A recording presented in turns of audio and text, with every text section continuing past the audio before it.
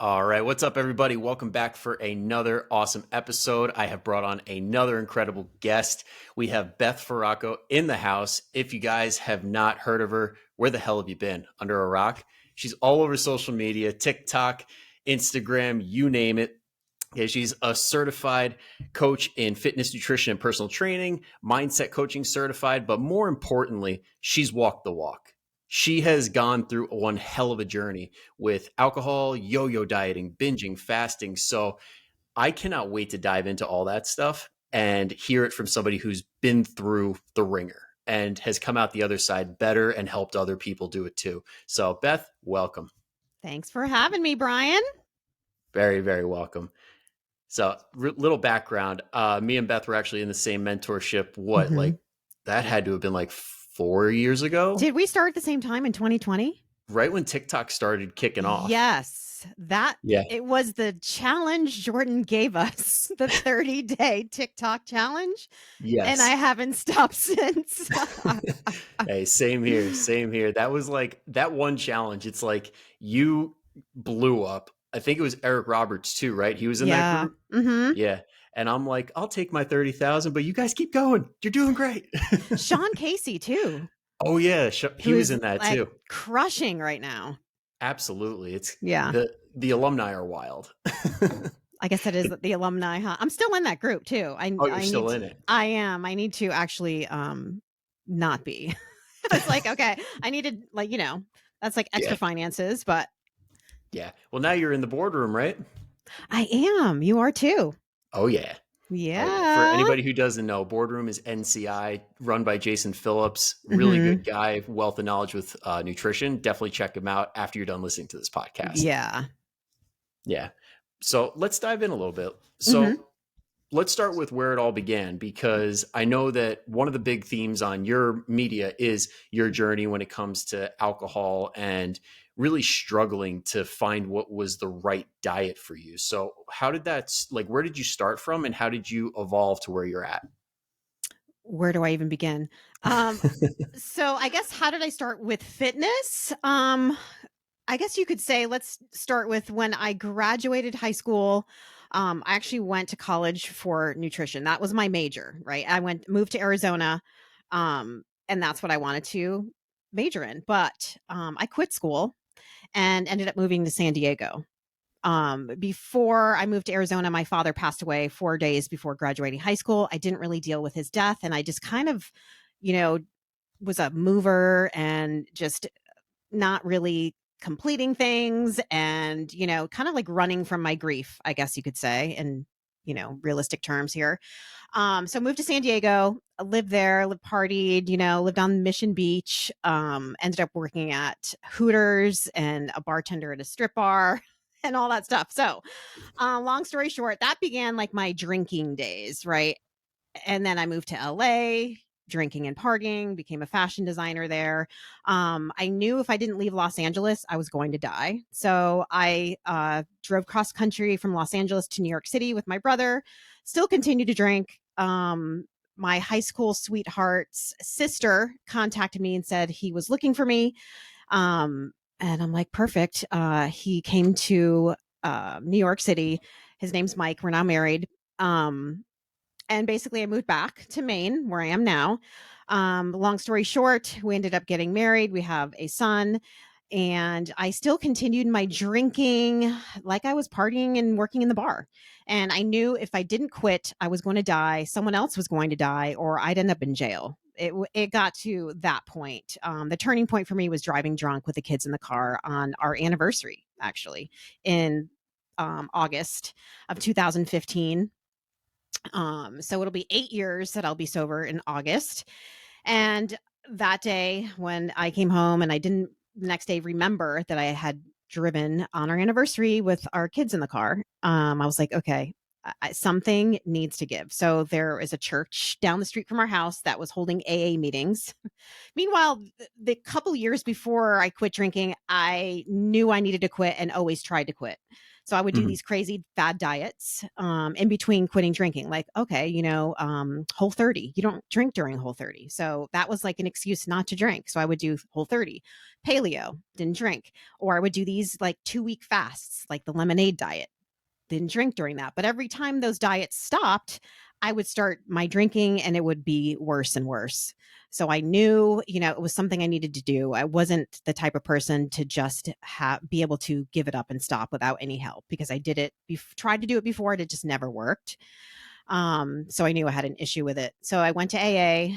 Hardest thing I've ever done in my life was to walk in an AA meeting and say, my name is Beth, I'm an alcoholic. I mean, who wants to do that? That was like one Yeah. of the reasons That why I didn't want to quit, because I'm yeah. like, well, I don't want to admit I'm an alcoholic. That's, to me, that's like putting a label on myself. Who wants to do that? Yeah, that There's takes a big courage too. That is takes a lot. there's a big fear and stigma with people that drink and who have an issue. It's a lot different now because it's being talked about on the internet. But Mhm. 8 years ago, I don't think many people were discussing that on social media. So I went every day for a year. During that time, I met a girl who was doing like some boot camp outside stuff, because it was the summer heading into like September, and it was still light out very early in the morning. So we ended up meeting at 5:30 every day. She actually got me into running. So I started running. I would go to meet her at 5:30. We'd be there for an hour. Then I'd be able to go to my AA meeting. So that was my thing. I'd work out, go to AA. I was a stay-at-home mom, so it kind of worked out. My husband owned or owns a business, so I had to be back by 8 to take care of the small kids. Mhm. And I did that for a while. Got into running. Did a lot of trail races, half marathons, 5Ks. Um, and then my friend Allison, got a personal training job somewhere far away, and we couldn't really meet anymore. And I'm like, fuck, what am I going to do? So there was a gym that opened up actually right in town. Like I could walk to it. Same, like right across the street from the actual AA meeting was being held. And I went in there. They were doing group fitness classes at 6 a.m. And I'm like, perfect. I am going to take the classes at 6 a.m. They're 45 minutes. I can just go right into my A meeting. So I started taking classes. My boss, not my boss, well, he wasn't my boss yet. Hunter, who is actually, you may have met him. He's Mhm. now like my business partner in Team BFF. But he owned the gym that I started coaching at. And he was the first person, he was like, was hiring a front desk person. So I started working at the front desk. And from there, he asked me if I wanted to start interning to be a coach. He felt like I would be a really good coach. And I'm like, yeah, that would be awesome. So I started interning. I decided at the same time to take my nutrition cert first, because something that was my first passion that I quit Mhm. doing a long time ago. So that was the first thing I wanted to jump into. And also at the same time realizing that my weight was not changing. Everybody in the same classes that we were taking, they would all come in, work really hard 5 days a week, going to the gym, and I would just listen to them complaining about how their weight never changes, they don't know what they're doing, and they would all I think keto was big then too. They would start doing these crazy fat diets and stuff. So I'm like, I'm going to get to the bottom of this. And I also at the same time joined the inner circle, Mhm. so with Jordan Syatt, and started following what he was teaching. And so taking my nutrition courses and following Jordan and doing kind of applying what he said, I started to lose fat. And it all made sense. I'm like, okay, I was eating too many calories. I never tracked my food before. I never weighed and measured my food before. So that was a big eye opener. And that's really how I got into fitness. And Yeah. Hey, from I there, mean, we all start somewhere, right? right? Yeah. And now I think it's cool how like you unintentionally kind of like did some really healthy habits. Like for instance, like you habit stack the gym and the AA meeting. It's like, well, if I'm doing one, might as well do the other. Hmm. And now when it comes to calorie counting, like I know that a lot of people like I work with, a lot of people I talk to, they're like, "Oh, I hate whipping the phone out and having to like put every little thing in." Was there something in the beginning when you started doing it that kind of made the process a little bit easier? For me, I was so done spinning my wheels trying to figure out this weight loss thing that I was like, wow, this works. I'm like why didn't someone tell me this before? It was like a light bulb went off. And so for me, when someone tells me that and they complain, like, I don't want to do that, it's like, okay, well, it fucking works.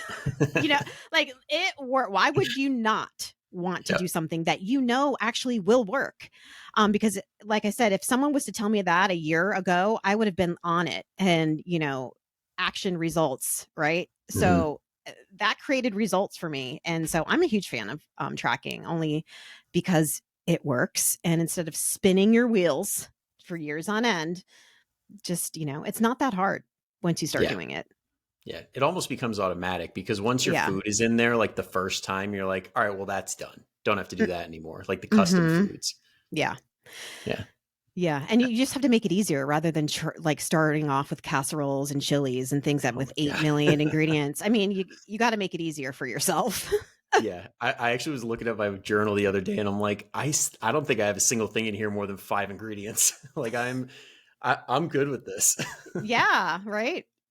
And I mean, you put up one, what was it, yesterday that I'm like, oh, damn, I got to try that. Mainly for the fact that it was so simple. Like what was the name of it? It started with a C where you have the Chaffle? chaffle. Yes. Yeah. That looks so good. If Oh my anybody is god. listening, go check that out right now. It's honestly, and the opportunities are endless with the chaffle. Like I Yeah. don't want to eat my eggs any other way now. I'm like, shit, I got to get on Amazon and get me a waffle maker. I know. Well, they're less than $10 to get the mini one, so totally Oh, worth it. there we They're like go. And $7. we're literally talking on Prime Day. I wish we could have done this 1 week earlier. I Dang. know. Oh, well. Right? It'll probably still be somewhat on sale. Who Yeah. knows? But yeah, that's awesome. And now when it comes to training other people, I know it's like really tough because the whole concept of calorie counting, like you seem like a personality where it's like, give me what works. I don't care what the fuck I have to do. I will do it. Mhm. Now, when it comes to people that are like struggling with these methods, are there some commonalities with people that you work with that are like calorie counting is just not working for me, or like I'm not able to stick to it? Because at least in my experience, it seems like the people that really struggle and don't think it's working just don't stay consistent with it long enough. Mhm. Yeah. Or they will probably try to track things that are too hard first, right? Not or they'll try to do like count all the macros and they have to be perfect. It's usually the people that with the perfection mindset that if they're not hitting Yes. their perfect percentages, then why bother? Or if they're going out to eat and they can't track perfectly the restaurant food, why bother? That kind of mentality. And some people really Hmm. just shouldn't be tracking if they had previous eating disorders and things like that. So it is not for everybody, as we know. Nutrition is not a one size fits all, but at least try it before you say you hate it because Exactly. everything is hard before it's easy. Literally anything new, Yeah. you know. And if anything, just to know those like super high calorie foods that you had no idea about. Yeah. Because it's very possible so many people have like one or two things in their diet that they have no idea is taking them from the deficit and putting them into maintenance. Hmm. It creates awareness that a lot of people don't realize, like you said, dressings and things that people Hmm. don't take into account. Yep, absolutely. And one of the things that I noticed too is that, at least with the population I work with a lot, and I know you probably work with too, is that menopause era right now, people in that section of their life. And because there's this confusion around calories, hormones, like which one is it? When it comes to your message, how do you like to explain how that all ties in together? Okay, so it's not the menopause is not necessarily causing your weight gain, right? People are like, I hit menopause and I immediately gain weight. No, your life is different now. Okay, that's it. Really, all comes down to being in a calorie deficit. You're eating too much. You know, you don't realize it because you're just not paying attention anymore. You're probably not as active. You may be lacking sleep because you're getting night sweats. So when you're lacking sleep, it's creating hunger hormones. So you're craving more sugar probably the next day. You're maybe not, like I said, not moving enough. Your kids have left the house. You're probably more stressed. Life is different than it was in your 20s. So, instead of blaming menopause, we have to focus on what we can control. I think also a lot of women drink too much, and that is also pouring gasoline on your menopause symptoms, whether you like it or not. It's just, Mhm. you can't drink like you used to. So you have to, look at those habits that a lot of people don't really like to look to. What do you mean, like daily glass of wine? Or it's like, okay, is it really a daily glass of wine? Or is it a daily like couple glasses, half a bottle? We Exactly. really we really have to look at that. But Yeah. and also a lot of women I feel are not proactive, they're more reactive. So instead of actually, kind of focusing on your health before you get in your 40s and 50s, they wait until their 40s and their 50s when they suddenly are like, oh shit, I've gained like 30, 40 pounds. When did that happen? Oh, it must be menopause. Now it was like a cumulative. Yeah. And now you're like, oh shit. And then you have the menopause symptoms on top of trying to lose fat. And then all your habits, bad ones that you've, created throughout the years. Yeah. And I'm glad you said habits because it Mm-hmm. seems like there's this illusion that when people start giving a shit about their health, all of a sudden they're just going to be able to turn a switch and all of a sudden they have super healthy habits and they're going to be able to eat all the protein, eat all the veggies, hit Mm-hmm. their macros perfectly. And it's like, well, what if that were the case? Wouldn't you have been doing that already? Right. Mm-hmm. So it really comes down to flipping the switch and getting people on a journey rather than hitting them all at once. Yeah. Yeah. Yeah. Actually, absolutely. Yeah. And speaking of that, like I like talking about this stuff because as a dude in his 30s talking about menopause, usually it doesn't hit home that well. So I like having somebody who's like living it and Mm-hmm. thriving when it comes to Yeah. like the types of training. What do you think for people in that stage of life? What's the best when it comes to trying to burn body fat and trying to feel your best so that you can actually like spend quality time with your family and live it to the fullest? Strength training, because we're losing muscle through, what is it, like 3 to 8% per year or something. It's a lot. So um, m- building muscle also helps hormonal health. Um, women need to listen to that, right? And then Hmm. also walking, like movement. We people are like, well, I do whatever 30 minutes on the treadmill a day. Is that enough? It's like, well, what are you doing the rest of the day? Yeah. You have 20 or 24.5 hours left here, and you're only moving 30 minutes throughout the day. Like, non-exercise activity thermogenesis is a huge part of your metabolism, and people don't understand that. There's just sitting too much. So getting more movement throughout the day, really, and you have to be proactive for that. It's not something that is easy for everybody. Like, I know for me, because you two, we're work from home or on the computer. I actually have to really focus on making sure that I prioritize my movement, or like everybody else, I could be stuck at my computer for 9 hours. Absolutely. And yeah, you hit the nail on the head because I mean, if you're working at a computer all day, you can't just say, I don't want to have to think about it. It's like you have to be mindful. You You got do. to know what gets you over the hump. For me, it's like a walk or two throughout the day that's like 10, 20 minutes. Yeah. And that usually gets it there. But Hmm. sometimes when you're knocking out programs, calling clients, you're just like, well, I've got 3,000. Shit. Yeah, I know. And sometimes, like you do, I'll set an alarm. Okay, it's time to Yeah. move. 10 minutes. Let's take the dog out or something. And those, if it's 3 or 4 10-minute walks a day, those do add up. But Yes. you have to be proactive. Exactly. And that's what it comes down to is the planning.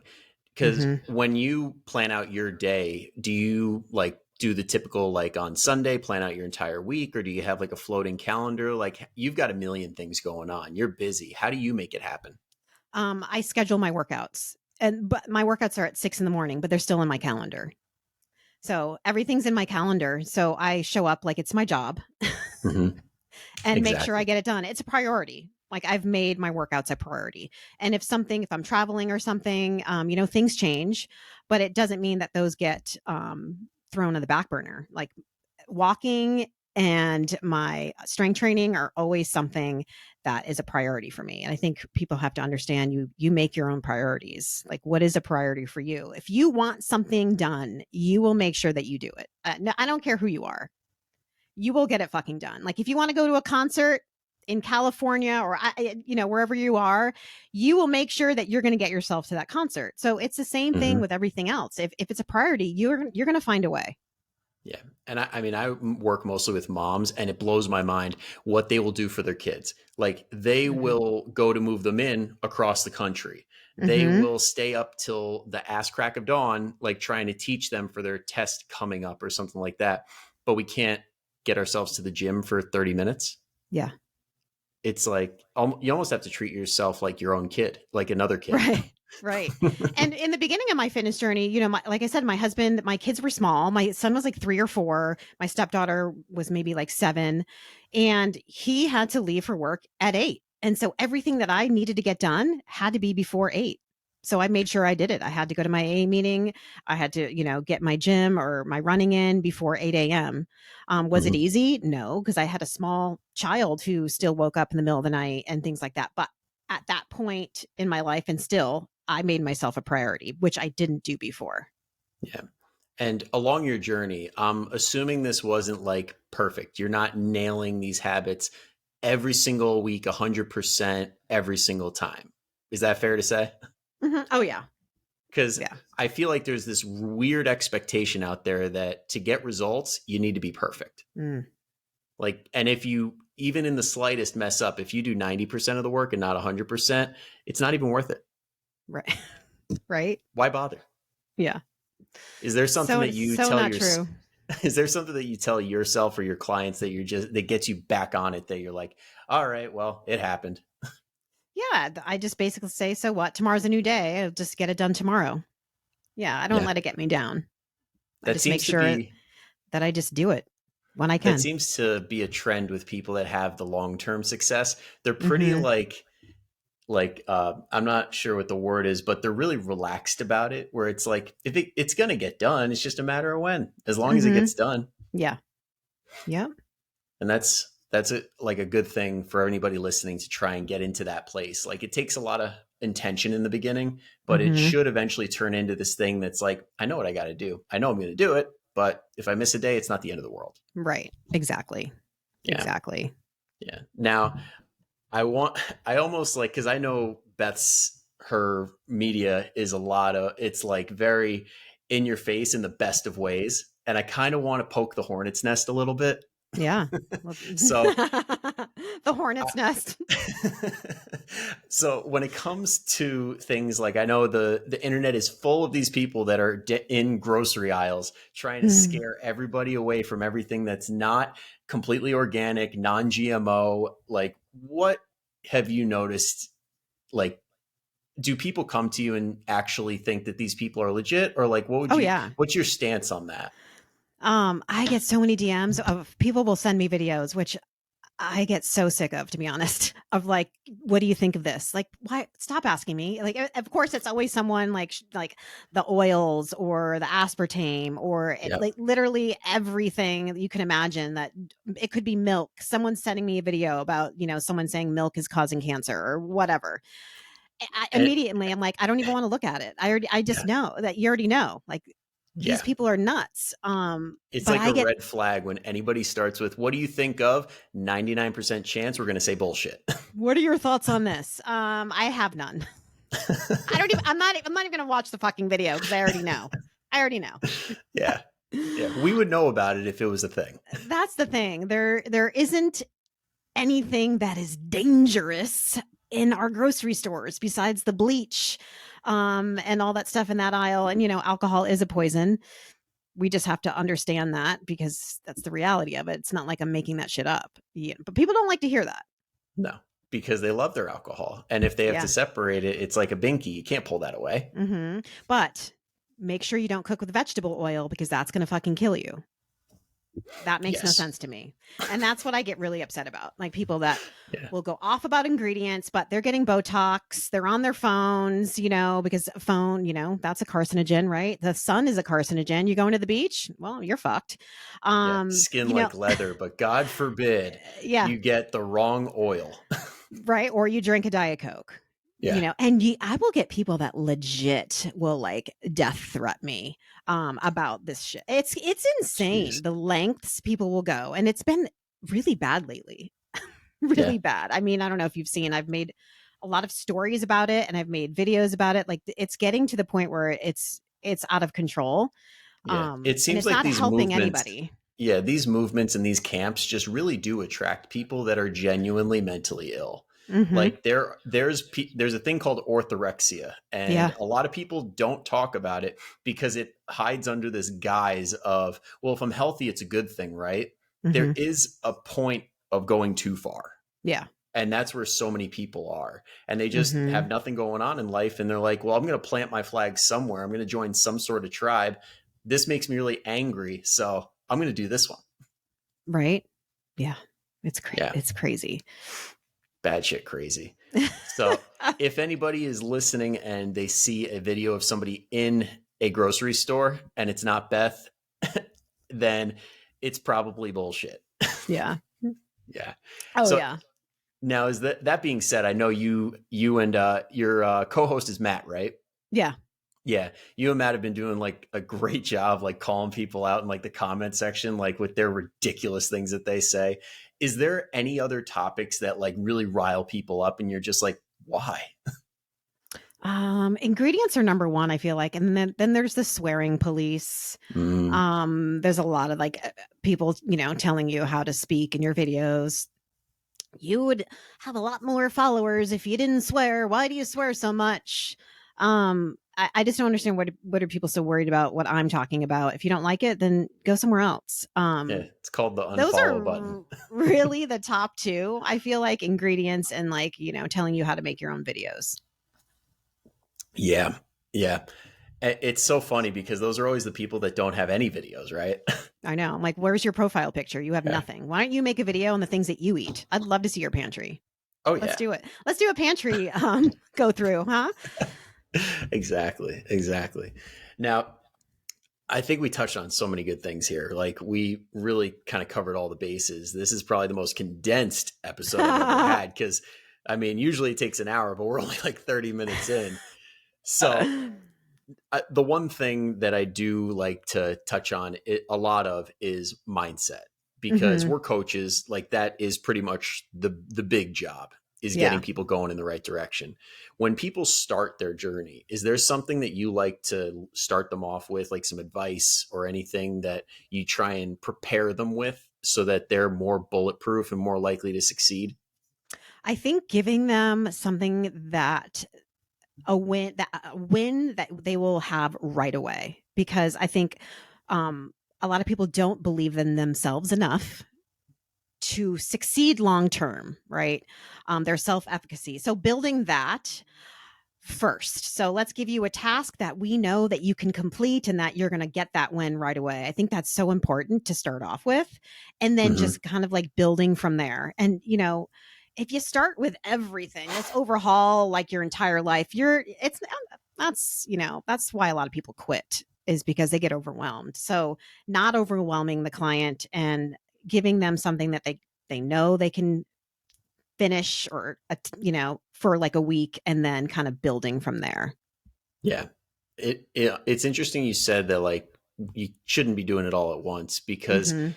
like let's just take work for example. If you go to your job and your boss throws another task at you, that feels overwhelming already. And that's Yeah. just one thing. Like imagine he Right. threw 10 things at you. Yeah.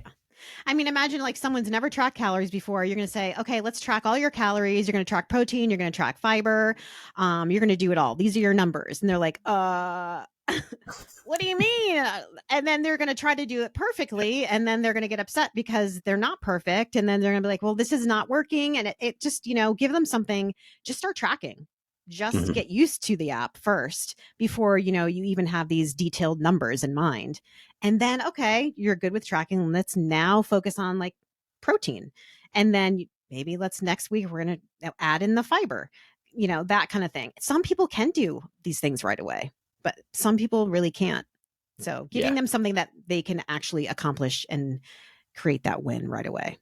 absolutely. It really comes down to meeting people where they're at and getting somebody like a plan that works for them. Cause Mm-hmm. we know there's those clients that you're like, all right, you're going to do this. And they're like, bang, bang, bang. What's next? And Right. then you get somebody who's like, all right, I can barely get like step one. Like, Mm-hmm. all right, well, let's dive into that. Let's figure it out. And I Yeah. think that's like where the disconnect is a little bit with people trying to do it on their own and hiring a professional. Mm-hmm.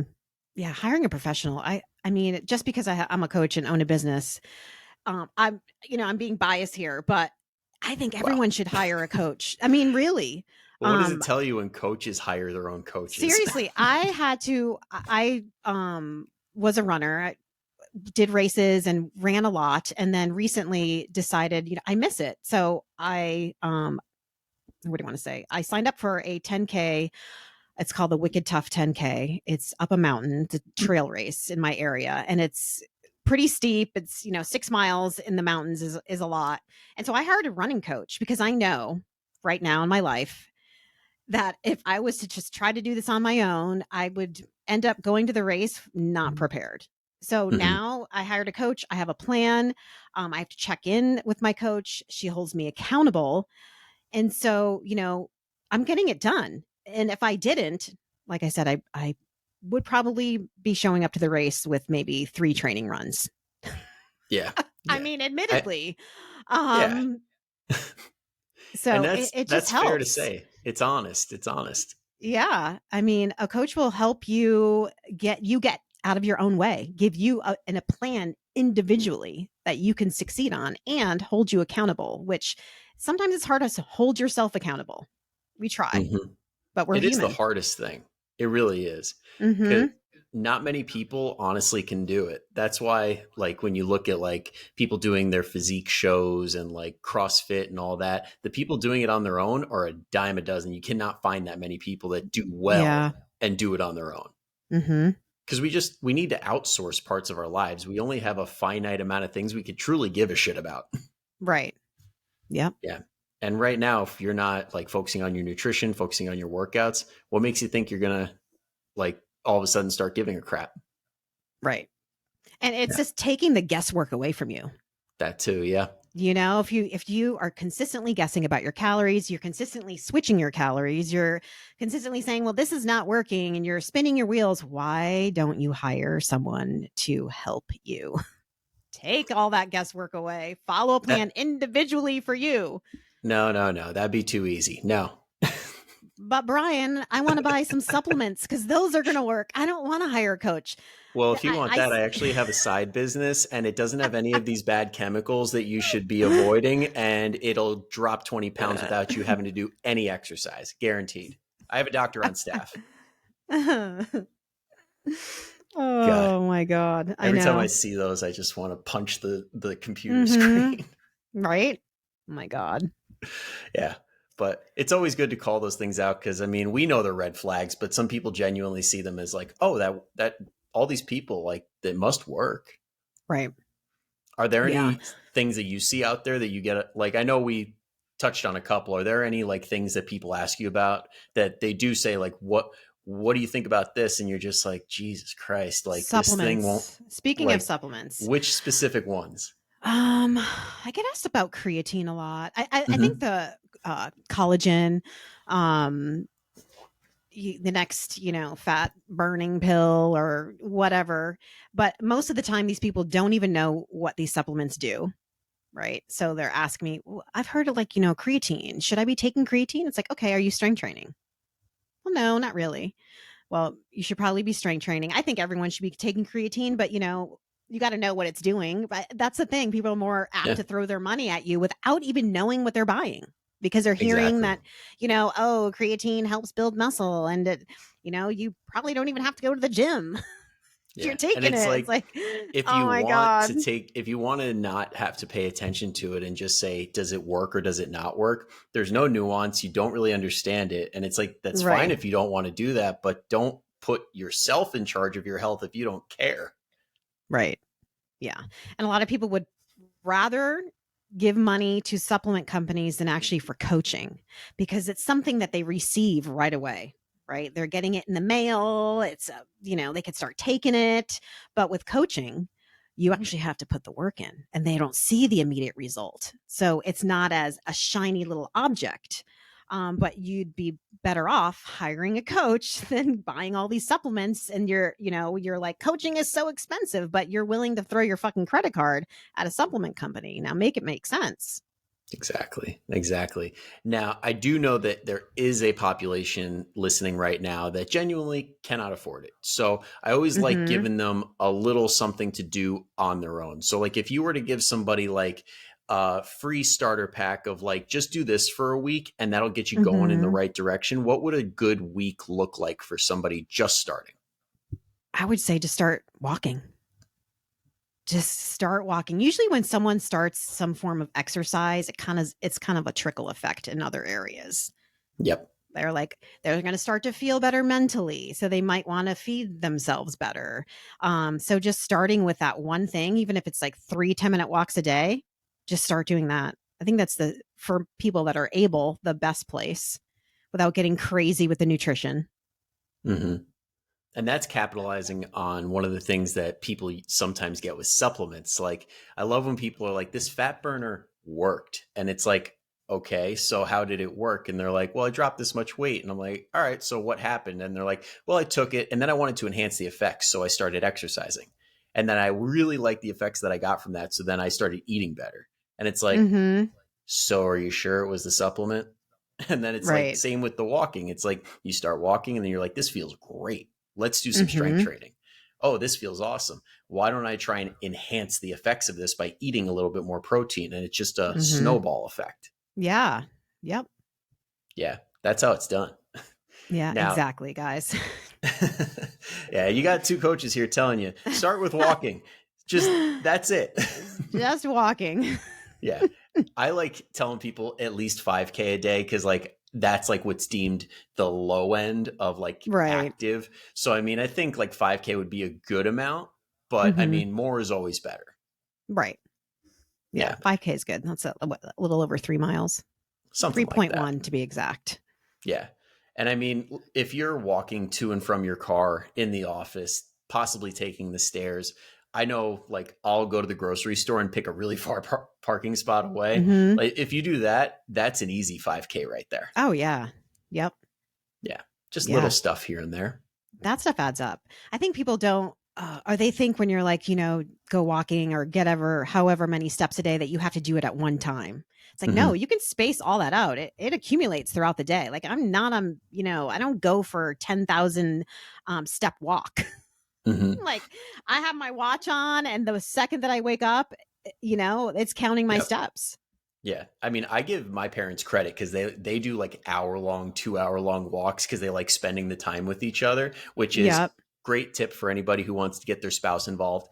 But like, you don't have to do that. And for some Right. people, especially if they have like joint issues in their ankles, knees, hips, sometimes it's better to do spurts like 10 minutes here, 10 minutes there rather than an hour.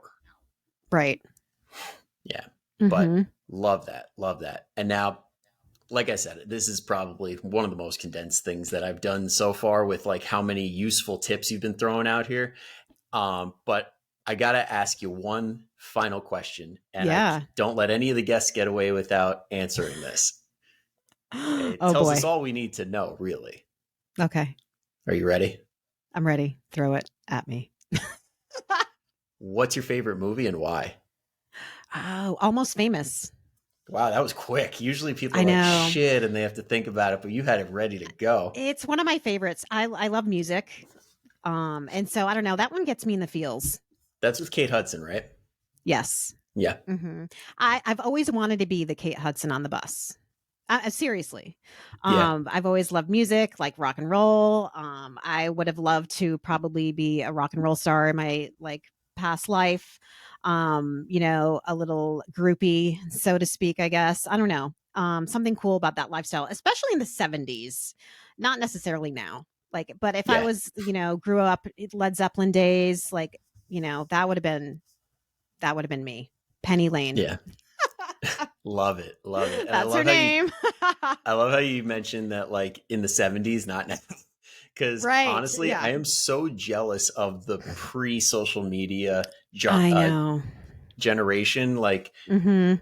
school would have been so much more fun without without social media, and so would coaching, honestly. Because then you Yeah, don't have people like looking at other people all the time saying, "Why can't I have that?" right? Well, I didn't grow up. See, I didn't have cell phone. I graduated in 91, so I was born in 72. I'm aging myself, you guys, right now. I'm 50. But so we Yeah. didn't have cell phones till like 13 years ago, I guess. So yeah, I am lucky, thank goodness, that I don't have any like video anything on Yeah. me in the 90s, the 2000s, early 2000s. So Yeah. And see, I used to train high school kids and I felt like an absolute dinosaur when I'm like, yeah, I got my cell phone in 8th grade. And they're like, what? Seems like every kid has an iPad from like 5 years old and I on now. know. Yeah. Yeah. But I have a feeling that's going to shift back. Like, I feel like we're starting to learn a little bit more. Hopefully. Hopefully. I'm Hopefully. glad I didn't grow up with that. I mean, I was the 70s, 80s child that was outside till 10 p.m. at night. Basically, your parents kicked you out all day. And you drank from water hoses and, ate ants because no one was feeding you. No, I'm kidding. That's a joke. But, we were Hey, thrown to the wolves basically to, fend for ourselves. My mom was like, get out of the house. It's still light out. yeah. Don't come back until it's dark. I'd be like, Oh, yeah. okay. Be on my bike, on my roller skates, cruising the neighborhood. Yep. See, my parents had to like kick us out because we had like the N64 and all that. And they're like, get the hell out. And then my uncle has a whistle that you can literally hear for Oh about my a God. mile. Really? So, So he blew that whistle when it was time to come back? oh, yeah. He would put his fingers to his lips and we'd be like, Oh, wow. it'd be like kind of when you like clap and your dog goes, what the? Yeah, that's awesome. Yeah. I love that. We just got to get back to that. Mhm. Yeah. But yeah, I think we touched on a lot and I definitely don't want to drag it out because I feel like we nailed it. Like this was one of the best podcasts I've done in a while. And I really Well, want to thank you. shit. That's Really want to awesome. thank you for coming on, Beth. It really does mean a Thanks for lot. And I having me. know, yeah, I know the audience definitely got a whole lot out of this. Now, if they're just new to your stuff and they're like, wow, I got to see more of Beth, where would you tell them to go? Beth Feraco Fitness on Instagram, TikTok, Beth Feraco Fitness everywhere, Threads now. And I have a podcast called Cut the Crap with Beth and Matt that is also on all podcast platforms. Awesome. Awesome. And to make it easier on everybody, I'm just going to put it in the show notes so you can get there. No problem. Don't have to go searching. So again, thank you so much, Beth. And to everyone Thank you. listening, hope you have an amazing rest of your week. See you later. Bye.